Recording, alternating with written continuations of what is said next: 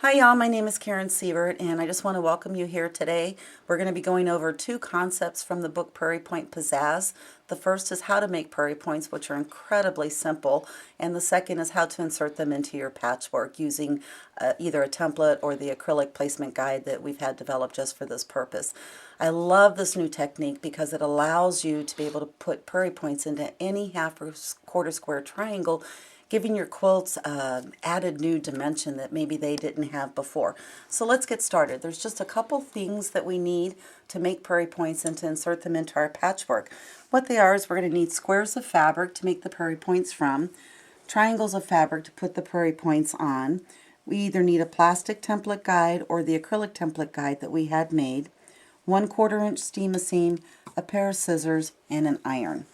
Now making prairie points is incredibly simple. What we're going to do is lay our fabric down wrong side up and fold the square of fabric in half. We'll then press it into a rectangle and take the two folded edges and bring them down towards the center raw edge at the bottom. We're going to press this in place, and I like to use steam for this purpose. And you'll notice that in the book I'll talk often about not using steam in my patchwork, and that's because it has a tendency to distort the bias edges. But I like to use it for the prairie points because it gives it a nice crisp edge. Once again, let's go over this. We're going to take a square of fabric, we're going to fold it in half, we're going to press, take the two folded corners, bring them down to the bottom raw edge, press again.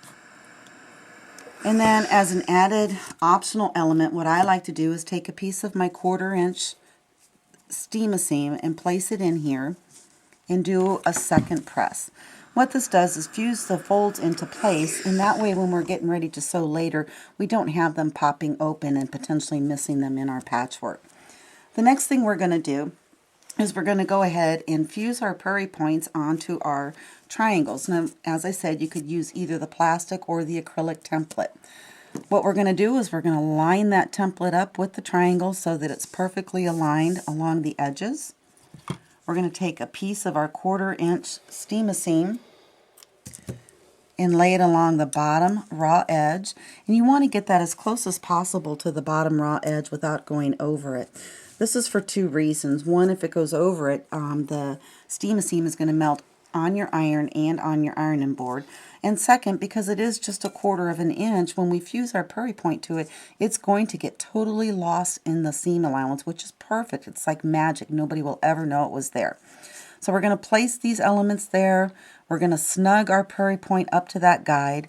We're going to move the guide out of the way, and then we're simply going to fuse it into place. Once again, I like to use steam for this. The only challenge I have with it is that it sometimes fogs up my glasses. So now we have a perfectly fused prairie point on a triangle. Now the beauty of the steam-a-seam is that, as you can see here, or not see as the case may be, it dries perfectly clear. So when we get ready to sew, everything is going to be totally hidden in the seam allowance. Let me demonstrate that for you one more time. I call this place, move, and fuse. We're going to place our template on there. We're going to place our steam-a-seam on there. We're going to place our prairie point, move our template out of the way, and simply fuse it into place. Now, once we've done all of our prairie points and have everything ready and we're getting ready to sew, I want you to see how incredible that this can be, because all we're going to do is marry up our half or quarter square triangles. So we would simply marry this up and then sew our 1/4 inch seam, and then what's going to happen is it's going to come across like this, and we're going to have that added dimension of the prairie point. It even shows more dramatically once the quilt is quilted. So anyhow, in conclusion, what I want to do is just thank y'all for taking the time to share with me. I'm excited about the potential. I'm excited about what you're going to do with this exciting new concept. I know there's so many quilts out there still to be realized. I hope you enjoyed. I look forward to your feedback. Thank you so much.